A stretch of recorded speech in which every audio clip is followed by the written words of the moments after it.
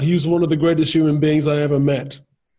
Incredibly talented, tortured, complex, dark, all of that stuff rolled into one Kenny Kirkland, and I knew him for 10, 12 years, and he's still part of my emotional landscape.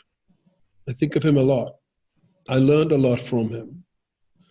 That way of approaching harmony, where there are no wrong notes, but just the note that you follow with. You know what I'm saying? There are no mistakes in a Kenny Kirkland solo. What you think is wrong momentarily is suddenly put right by a choice. So that philosophy was something I learned at his feet. And you can bring that into life too. It's we all make mistakes. It's how we cope with them or how we react next. So that for me is the essence of jazz. You take a risk and you're rewarded by your subsequent choices.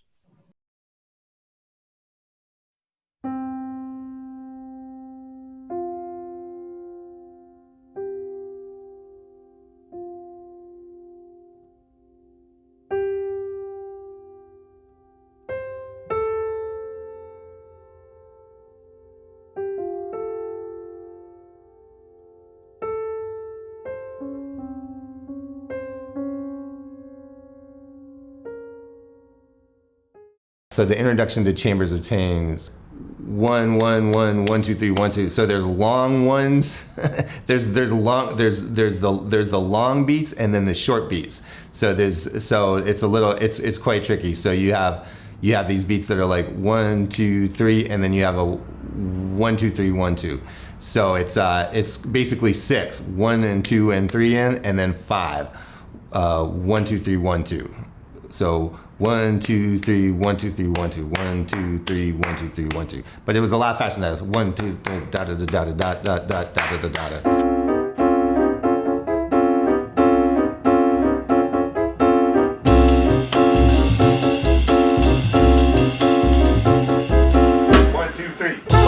I mean, the idea entered my head as I was doing my master's thesis and studying Kenny, interviewing Branford, transcribing his music, that I could see this project at that time.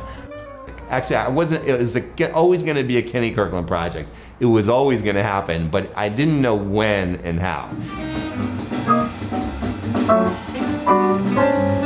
There had never been a recording of just Kenny's music before. Even Kenny didn't ever do an album, just his songs. So as a starting point, we started playing Kenny's music on gigs. And after I connected with Sunnyside Records, that was what really opened the door to this for me.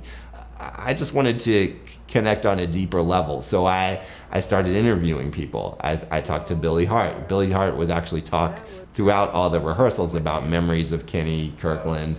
Where did this song come from? What happened on this record date when they were, various anecdotes with these different songs that we were playing that Billy had a certain personal connection with. So I just decided to interview as many of Kenny's cohorts as I could. I started to look up all of Kenny's friends and even his family.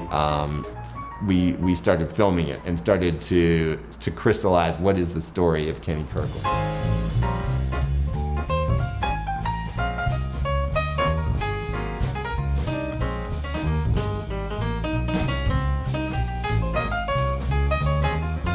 So I'm walking by 160 Claremont, and the window's open upstairs. I hear this incredible jazz piano, like way beyond what I knew.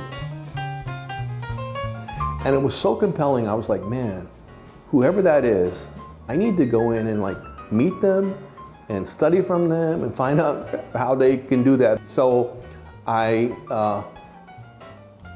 rang a bunch of bells, and someone buzzed me in, and I walked floor by floor through 160 Claremont Avenue, and I walked by this apartment. I knocked on the door, and the door opens to this Kenny Kirkland. I'm like, Kenny, what are you doing here? He said, I'm just practicing. I said, that was you? He was like, yeah. And this was the moment when I realized that I was in the presence of a real genius.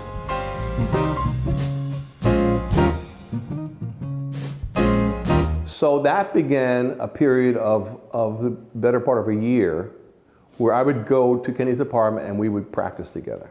But Kenny, you know, just outpaced the rest of us at that point. He was fully formed. He had the same gift, because I gave Marcus Miller bass lessons, you know, when Marcus was 14.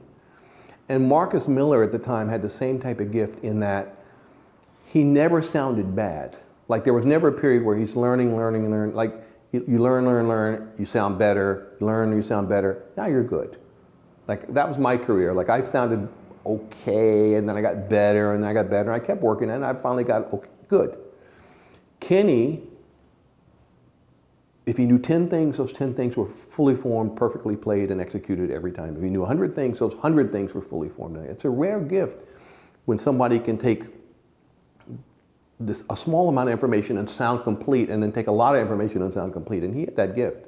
So from the first day I heard him play jazz to his last day that I heard him play jazz, he always sounded like he could play jazz from day one.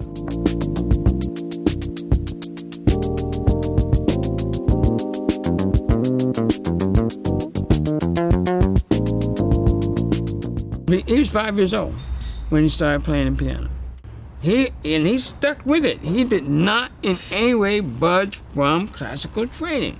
That's what people have to understand from 5 years old. He stuck with it. My father wanted him to be a classical pianist. The next, Andre Watts, right? Classically trained, So that's where my father's head was at the time, right? And Kenny would have headed in that direction until he started listening to jazz. Because I was getting into it when I was in college. And so I was listening to that genre. And when I came home, I would bring them with me. And he started listening to them. And he was interested, right? You could see he was interested. And so he asked me whether he could keep them or better put, listen to them when I was away. I said, sure, go ahead, it's yours. Right? Feel free. He was about 16, 17. 16 or 17 when he started getting into jazz through you. Mm-hmm. Can you pinpoint? But don't say through me, right? I'm not I just gave the albums. The issue is that it was not my intention. I just said, I'm just big brother. I got him. Here, go. Play with him. And he played with him.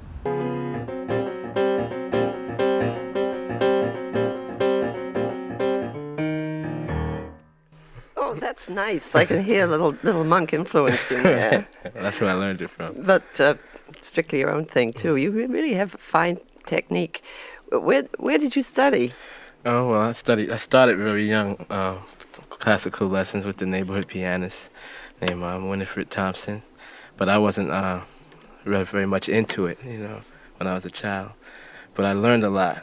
But I wasn't like enthusiastic about it until I got older. Well, then somebody told me you played saxophone in high school. In high school, that's what indirectly got me into jazz. In the jazz band in high school, I played, and we played a lot of like Groove and Hyde and Charlie Parker charts, and I had to learn the parts on saxophone, but I really couldn't play that well saxophone. And when I got into Manhattan School of Music for college, you went to Manhattan? Yeah.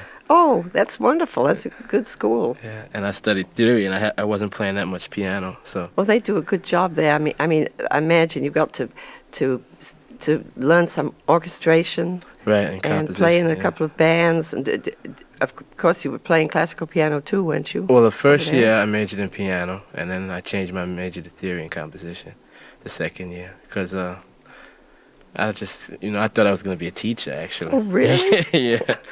That's what I was good. Well, indirectly you are. You just in more ways than you know, I'm sure.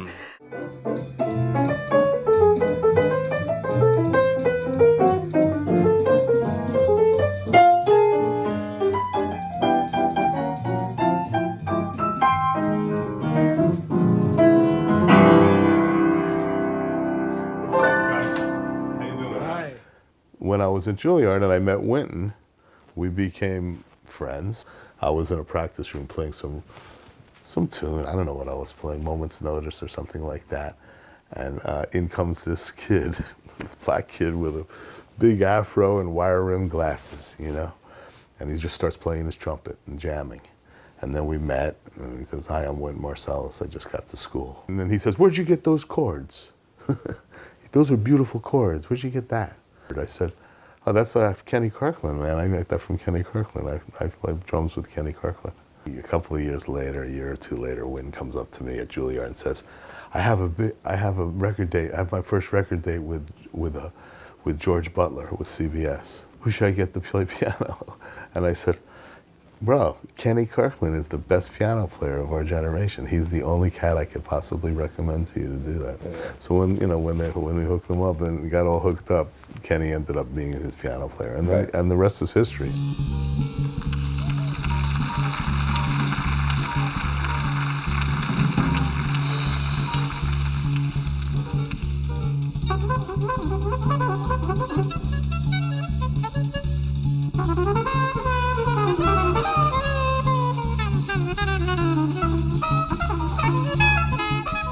First thing that Kenny ever said to me, and I remember this like it was yesterday, and he just looked at me very quietly, and he said, "You've seen Roots?"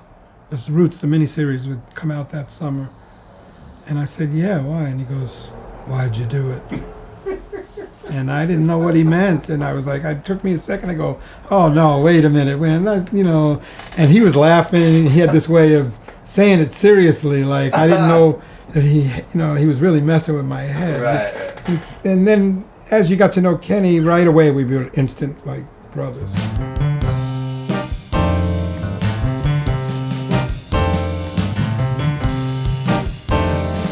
Kenny loved the fact that we had this place on 30th Street, and there was a radiator in the hallway off the elevator before you get into the door of the loft. And he was always sleeping on the radiator when I came home. And I said, "Why don't you just move in? You're here every day, you know?"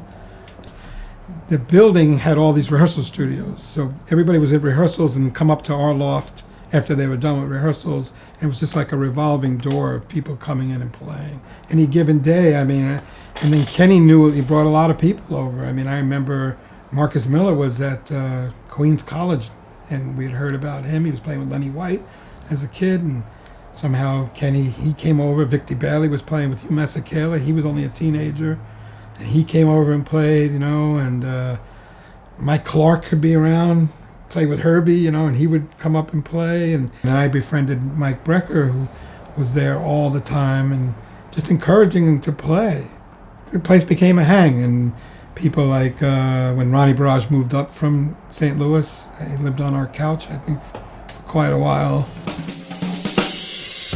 I crashed there so much, it was almost like I was living there. Kenny and I were really like just exploring music, and life and all kind of stuff. So we weren't really playing a lot of structured music. Like Michael Breck or somebody, when they came over, we weren't playing standards or anything. If somebody might have had an idea, we were all writing, and we might do a couple of bars of this and expound or something. But basically it was just colors and playing music, and it would maybe morph into a tune or something. But no, it was more of a time where we were just enjoying playing with each other and learning off of each other. I don't know how else to explain it. Yeah. When I came to New York, it was the tail end of the Loft Scene, right? So Kenny and I used to go to Black Beans. It was like a loft that Daoum Ramal, this great percussionist, that one of the first percussionists in Weather Report, he had this place. It was open to us 24/7. We could go and play music. There was so much Brazilian music and African music and all infused with the jazz. There was Rashid Ali's Ali, his club. There was Studio Rivby, run by Sam Rivers, right? There was Ladies Fort. It was a loft over there across from the Bowery. There was the Tin Palace on the Bowery that Stanley Crouch used to run. But it was open. It was all this great music. And everybody would be there playing. It didn't matter what so-called genre of music. You could see anybody at that time hanging out and playing at those places. And we don't have that anymore.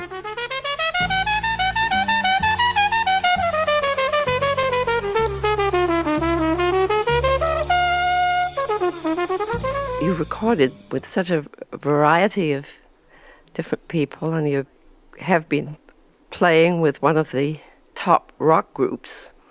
Are you still with Sting? Are you still with that group? Yeah, I'm still with him. We're off for a few months, and he's planning on doing another record at the end of the year. He's going to do another record.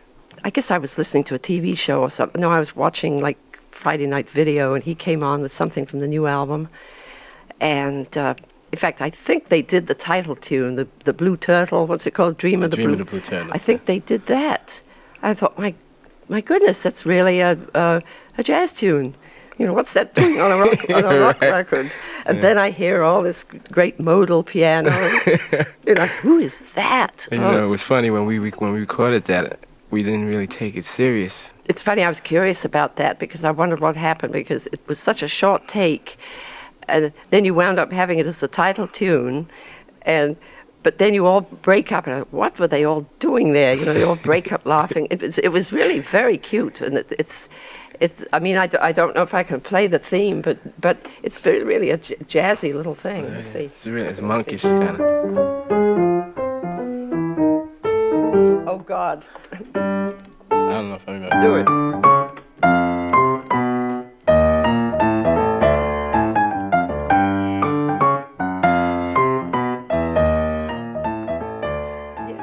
Yeah, you know, Branford was great, and all of these guys who came in were a generation of jazz players who'd been brought up with pop music, been brought up with rock music, and they didn't seem to have any kind of prejudice against it, either as being too simple or harmonically naive. They played it like they were brought up with it. You know what I'm saying? At the same time, they brought a nuance and a harmonic knowledge that most rock musicians don't have. So my compositions were gifted with this way of playing and, you know,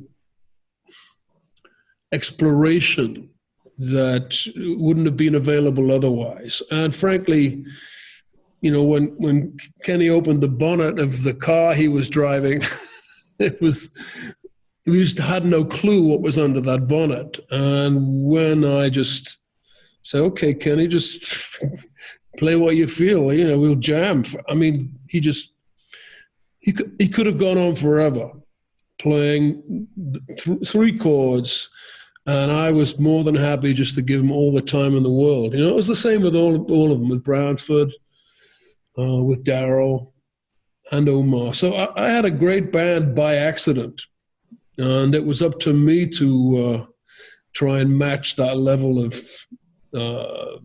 you know, what's the word? They were geniuses.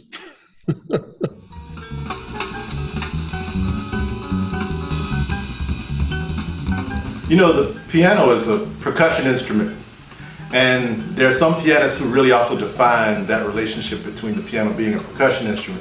And I'd say that we are a family. It's a long history of that family, and Kenny is definitely one of them. But there was really something beautiful that I would hear every time Tain played with Kenny Kirkland. It was kind of like the trading of rhythms between tribes, you know? And so they always kind of volleyed back and forth in a way that it perked up all the music around it, you know?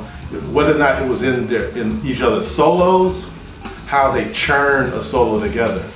That's a relationship I'm also going for, right? A relationship where rhythm is tossed to one another over and over again. And I really think that one of the ideals, because there's a lot of them between pianists and drummers. I mean, we obviously think of Tain and Kenny Kirkland and McCoy and Elvin. The way that they roll rhythm together, it's really extraordinary.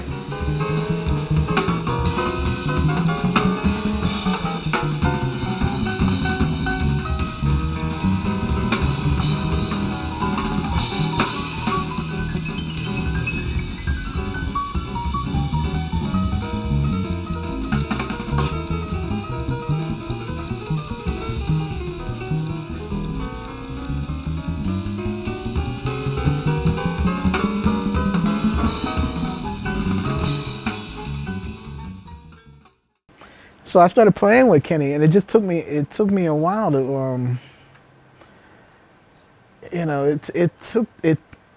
it required me, like, just seeing him in these different contexts and seeing people, how they gravitated towards him.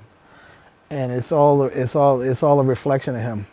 We'd be on the road, and just like everybody wanted him, every singer wanted him to be their MD. It's like Cameo had him audition, or we'd get to a jazz festival, and Phyllis Hyman is like, "Why don't you call me back?" And Angela Bofield is like, "I hate you. You didn't." Everybody is like, "You said you were coming on the road with me," and he's like, "No, I had to go out with Wynton. I had to do. I'm sorry. I love you," and blah blah blah. But or I'd be at his house, and he would just play me voicemails from just anybody. Like Bruce Willis is like, "Man, please, Kenny, call me back, man. I got a gig, man. Come on, man." He would just play it for me. We'd get a big laugh out of it, whatever. But he respected everybody that was sincerely trying to play music. So I mean, yeah, I learned a lot. Wynton, whenever he would want to know just the right chord changes to anything, or just any kind of specific information, he would defer to Kenny. And he'd be like, "Do you know this song?" And Kenny wouldn't say he knew a song unless he really, really knew it. And so he would just show him the changes, and this guy has an arrangement of it that goes like this, and he was always just really. That's one of the things great about him. It's like, it's one thing to be versatile, but he was versatile with depth. So he started calling Kenny the doctor, because he knew everything. He's like, "Man, you're the doctor," and so the doctor just morphed into Doctone. Yeah.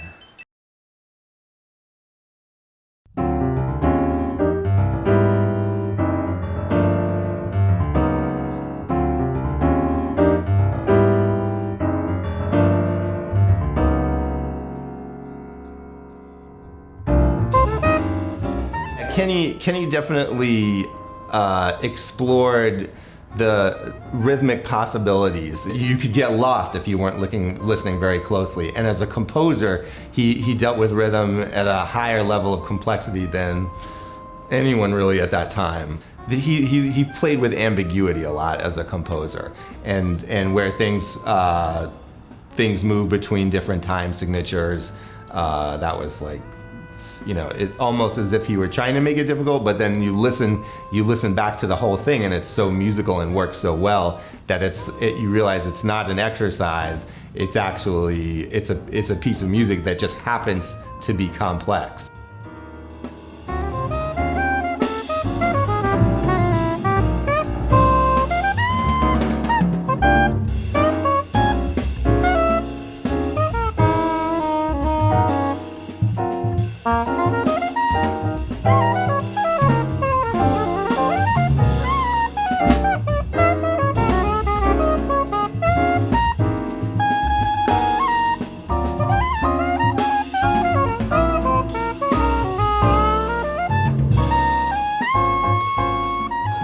He was always,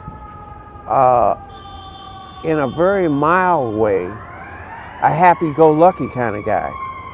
Yeah, when you'd hear him laugh, Okay. right, it was always a surprise that he could be that open and that outward, that, I don't want to say dramatic, but that he, his personality would blossom in this other way. Yeah, okay. You know what I mean? And Right. then he would, and he would just be like the head of the party for a minute. I remember hearing that when he was younger, besides everything else I said, they say he was a great dancer.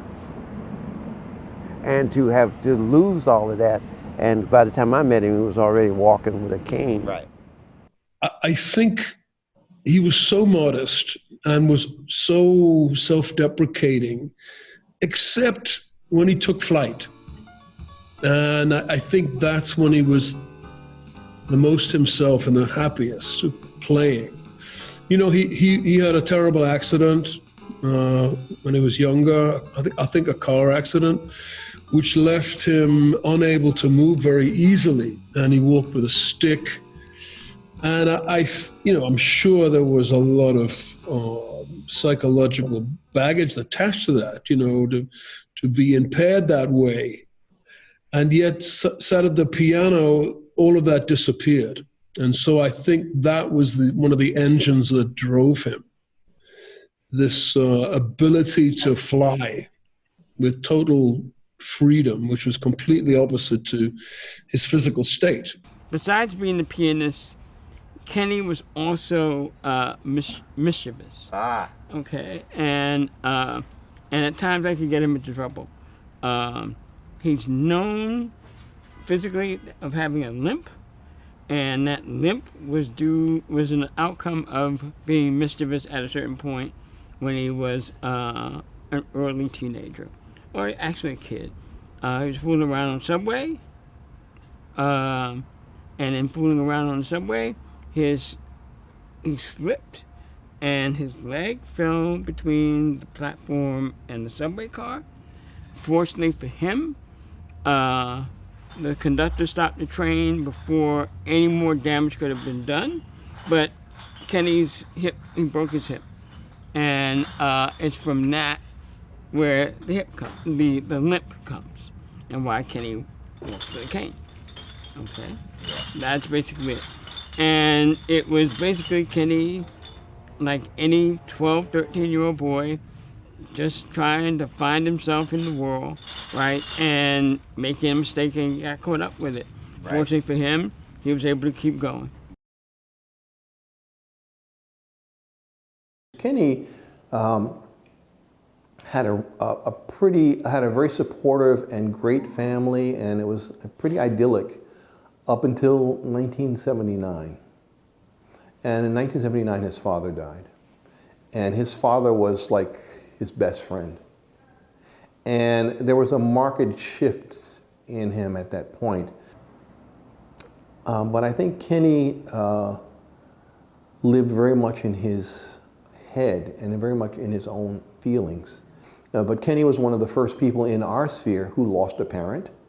He was one of the first people that I ever knew that had gone through a catastrophic illness, or an accident like that. And he had also had a car accident later, and he had, so I think that he was dealing with things that were very deep and very, heartbreaking, if you want to say that. Well, I think Kenny, one lens to look at is that it was a broken heart, and another lens to look at it is that, the cracks in your heart are what lets the light in. And I believe that the same cracks that caused him such internal pain and that drove his feelings deep are also the same cracks that let this light of genius shine in through him to the world. It cracked him open, and he brought that out. It came out. And so what was once an introverted experience, because it was insular and in a closed environment, was cracked open, forced open, with all the wonderful benefits of that we as listeners get to benefit from that. But the personal cost and how a person deals with that kind of tragedy and pain in their own life, everyone handles it differently, and depending on what the time they are. But to have, to face that at that age, I think was really, really hard for him. He loved the little white stuff, the cocaine, right? He was the first to introduce me basically to it. I was the first to introduce Kenny to experiencing women on the road. So we gave each other a lot of firsts, right? I don't want to get too much into that because people are going to be like, oh, well, it was your fault, it's his fault, it's your fault. It's nobody's fault. We were young, and we were living our life, and we were jazz musicians, and there were tons of other people that we worked with that a lot of people were involved in that type of thing, They don't talk about it, but I think it's something that you should talk about, especially if you moved out of it and you got a healthy lifestyle and, you're not living that way, and you've had a relationship. That wasn't our only relationship. Our primary relationship was music. I do know that he had periods of gloom, feeling down. And he was very hard on himself, which I think might be a remnant of his relationship with his parents, his father particularly. Again, guessing. He wasn't the kind of person that was going to go on and complain about something. You'd have to say, listen, I'm thinking that maybe this is coming from your dad. What do you think? You'd have to kind of bring it up to him, maybe. Occasionally, though, I'll say something to him like, I hear you're not showing up, and, what's going on? Are you depressed? Are you feeling unloved? He said, that's what, I love about you. You know me, But that's all I can tell you is those kinds of things on the phone. Like I can hear it in his voice or something. It takes one to know one with this kind of dark shit, But he was also, the more popular he got, the more shy he got. I think, like we have to take into account that artists are different in the sense that the muse goes away in certain situations. He always liked that muse out, like we all like to be in that world. That's part of why musicians get high, is to stay in that world when they get off the stage. They don't want to come down so much, right? It's all a part of that. So sometimes people have a weight to them, and you just want to be by yourself. You just got off the stage and you're in that world. You don't want to start having a bunch of conversations about what's happening, man. There's all of that too, And then of course I don't know what it is like to be in the mind of a genius. I think that could be a very lonely place sometimes, just for reasons that I don't understand. I did Citizen Tain. I did the recording, and then I had to do some overdubs at a mix studio. And he called me up. He was like, "You're mixing?" And then I was putting like mallet parts on something, and he was like, "Yeah, I'll come over there." And I didn't ask him to, but he came over. He made sure I was cool. Mix sounds good, and immediately that's the first time he went to the hospital. He went right from mixing with me to getting checked on. It was like, his heart was messed up. He went right to, I guess, Roosevelt Hospital or something, I think. Maybe he knew something was up. He said there's something wrong with his heart. And I just remember telling him, just please be honest with the doctors, whatever you're doing. Don't, because I knew Kenny's tendency to keep a lot of stuff close to the hip and not really feel comfortable sharing. I just remember them telling me they couldn't find Kenny. And it was 10 days or something that I couldn't find him.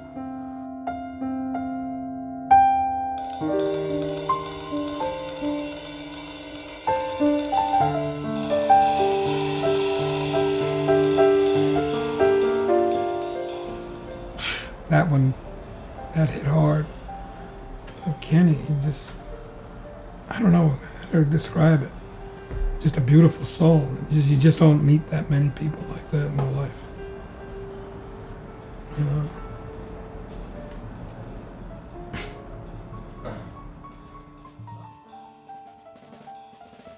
I wish you were here. Right? That's sufficient for me. Right? I wish he were with us. Right? And indeed, in being with us, he would be sharing his music. Right? And I would still have a brother. My sister would have a brother. I mean, what he gave me was immeasurable. And I take it with me to this day, and it's hugely important to me. As a person, as a musician, a lovely guy. In fact, irreplaceable.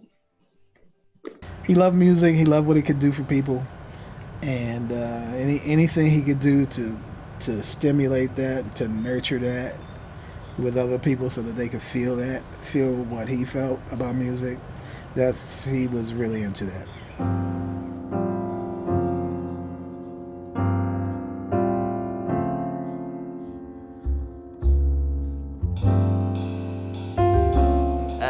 interviewed Kenny's friends and musical comrades, every one of them kind of brings a very different and distinct perspective on Kenny. It's sometimes, if you didn't know it, you wouldn't really realize that it was the same person that they're talking about. Certain things that are common to all of that, like everyone thought he had a great sense of humor. Some people view him as a very happy person, very fulfilled, you know. Others view him as kind of a tragic figure. I think it's up to everyone to sort of put to get what they want from it. I think for me, especially talking to someone like Jeff Watts, who was close with Kenny in, you know, the last 20 years of his life, I think for me, it's been empowering to just hear that he had got such joy out of his career and his music and also his friendships, and you know, that whatever demons he had and whatever he might not have achieved, that he actually more or less did what he wanted to do in the time that he had. Cool.